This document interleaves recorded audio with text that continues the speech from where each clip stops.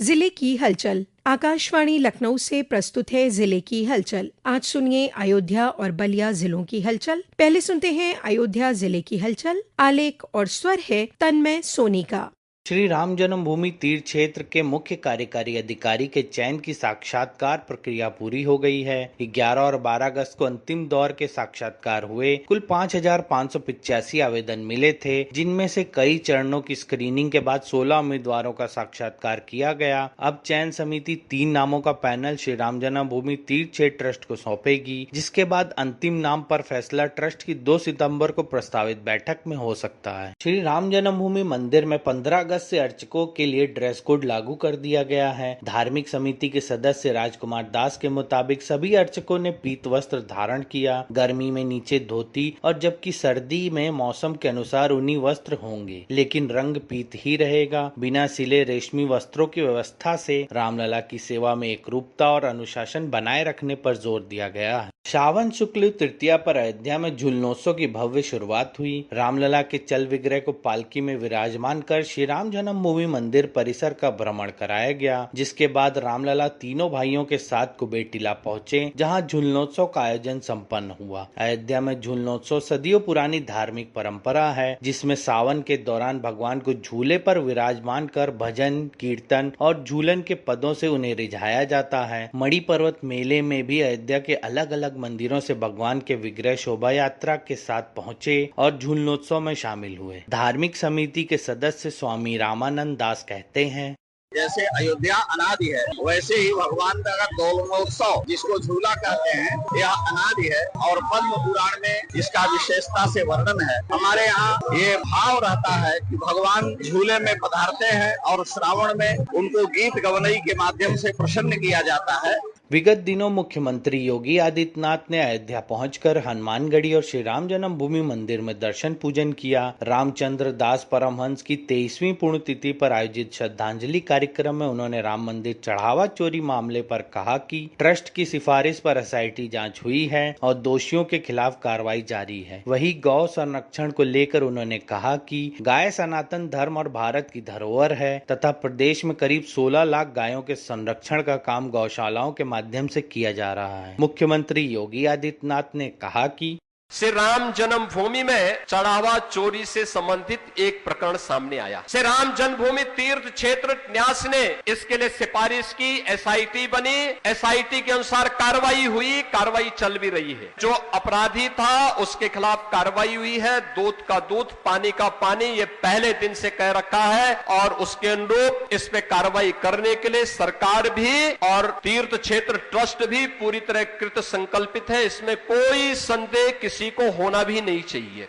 Doctor Ram Manohar Lohia Awadh विश्वविद्यालय का 31वां दीक्षांत समारोह राज्यपाल एवं कुलाधिपति आनंदीबेन पटेल की मौजूदगी में संपन्न हुआ। 1,66,055 विद्यार्थियों को उपाधियां दी गईं और 120 स्वर्ण पदक प्रदान किए गए। इसमें 86 छात्राओं और 34 छात्रों ने बाजी मारी। इस बार स्वर्ण पदक विजेताओं के माता पिता और अभिभावकों को भी मंच पर सम्मानित किया गया। राज्यपाल ने युवाओं से नशे से दूर रहने और शिक्षा को शोध, नवाचार, कौशल और राष्ट्र निर्माण से जोड़ने का आह्वान किया। राज्य महिला आयोग की अध्यक्ष डॉक्टर बबीता सिंह चौहान ने अयोध्या में स्वयं सहायता समूह से जुड़ी महिलाओं से संवाद कर उनकी समस्याएं जानी। उन्होंने तिरंगा यात्रा में भी हिस्सा लिया और रामलला व हनुमानगढ़ी में दर्शन पूजन भी किया। उन्होंने कहा कि स्वयं सहायता समूह के जरिए महिलाएं आत्मनिर्भर बन रही हैं और कई महिलाएं 25 से 30 हजार रुपए प्रतिमाह कमा भी रही हैं।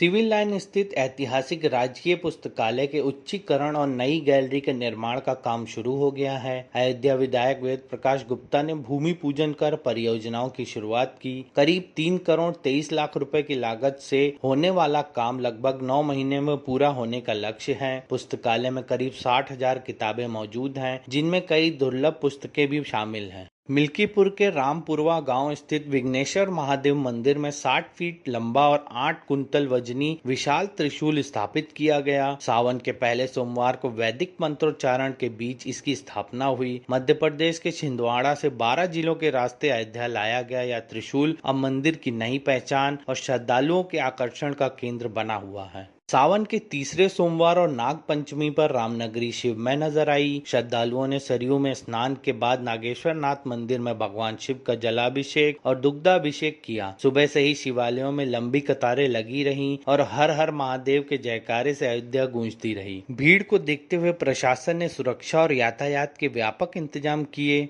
अयोध्या जिले की हलचल के बाद आइए सुनते हैं बलिया जिले की हलचल। आलेख और स्वर है विनय कुमार का।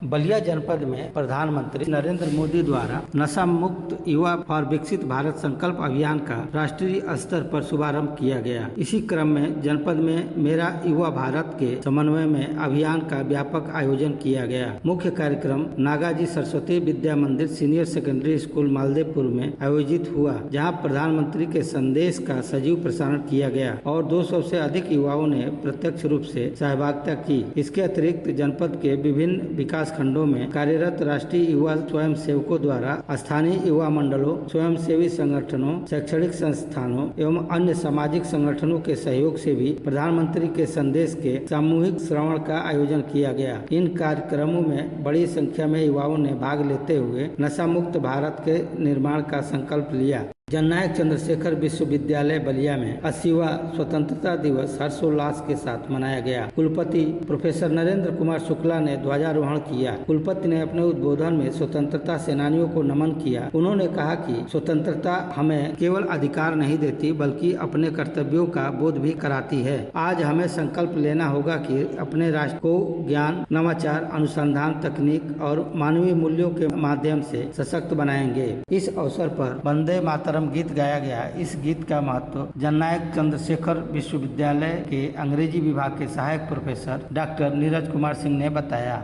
वंदे मातरम केवल एक गीत नहीं बल्कि भारत की राष्ट्रीय चेतना, मातृभूमि के प्रति श्रद्धा और स्वतंत्रता संघर्ष की अमर भावना का प्रतीक है। ऐसा पहली बार हुआ कि लाल किले की प्राचीर से प्रधानमंत्री श्री नरेंद्र मोदी जी द्वारा वंदे मातरम के सामूहिक गायन को विशेष महत्व दिया जाना निश्चित रूप से देश की गौरवशाली विरासत और राष्ट्रीय एकता के प्रति सरकार की प्रतिबद्धता को दर्शाता है। बलिया जिले में इंडियन रेड क्रॉस सोसाइटी के तत्वाधान में मुख्य चिकित्सा अधिकारी कार्यालय में स्थित सभागार में गोद लिए गए 6 रोगियों के बीच पोषण पोटली का वितरण CMO अभय नारायण राय द्वारा एवं अपर मुख्य चिकित्सा अधिकारी डॉक्टर आनंद कुमार के द्वारा किया गया। इस अवसर पर CMO ने कहा कि प्रधानमंत्री का सपना टीबी मुक्त भारत हो। अपना टीबी को हराने के लिए पोषण पोटली का वितरण रेड क्रॉस सोसाइटी द्वारा किया जा रहा है। बलिया प्रभारी मंत्री दयाशंकर मिश्र दयालु तहसील बांसडीह क्षेत्र के ग्राम महाराजपुर के बाढ़ पीड़ित ग्रामीणों के साथ बैठक की। उन्होंने कटान और बाढ़ से प्रभावित ग्रामीणों से मुलाकात करके उनकी समस्याएं सुनी और हर संभव सहायता का भरोसा दिलाया। उन्होंने कहा कि सरकार बाढ़ प्रभावित ग्रामीणों के साथ खड़ी है। उन्होंने आश्वासन दिया कि पात्र प्रभावितों को नियमानुसार मुआवजा शीघ्र उपलब्ध कराया जाएगा। उन्होंने मौके पर मौजूद तहसीलदार को निर्देश दिया कि कोई भी बाढ़ पीड़ित मुआवजे से वंचित न रहे। जिन ग्रामीणों के मकान और खेत बाढ़ से प्रभावित हुए हैं उनकी नियमानुसार पूरी सहायता सुनिश्चित की जाए। बलिया जिले में हर घर तिरंगा अभियान 2026 के तहत राष्ट्रभक्ति का अद्भुत नजारा देखने को मिला। प्रभारी मंत्री दयाशंकर मिश्र दयालु, परिवहन मंत्री दयाशंकर सिंह और अल्पसंख्यक कल्याण राज्य मंत्री दानिश आजाद अंसारी के नेतृत्व में कलेक्ट्रेट से शहीद पार्क तक भव्य तिरंगा यात्रा निकाली गई। यात्रा में अधिकारियों, कर्मचारियों, जन प्रतिनिधियों, युवाओं, महिलाओं और आम नागरिकों समेत करीब 2000 से अधिक लोगों ने उत्साह पूर्वक भाग लिया। हाथों में तिरंगा लिए लोगों के कदम बढ़े तो पूरा शहर देशभक्ति के रंग में रंग गया। वहीं जननायक चंद्रशेखर विश्वविद्यालय में राष्ट्रीय सेवा योजना के द्वारा नशा मुक्ति, स्वच्छता और तिरंगा यात्रा का विशेष कार्यक्रम आयोजित हुआ। कृषि प्रभारी एवं राष्ट्रीय सेवा योजना के कार्यक्रम अधिकारी डॉक्टर लाल विजय सिंह ने बताया कि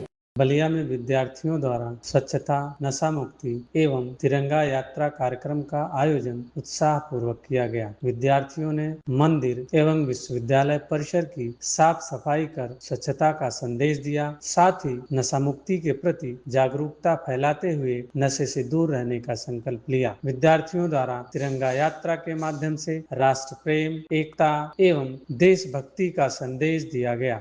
ये था आकाशवाणी लखनऊ के क्षेत्रीय समाचार एकांश द्वारा प्रस्तुत जिले की हलचल का आज का अंक।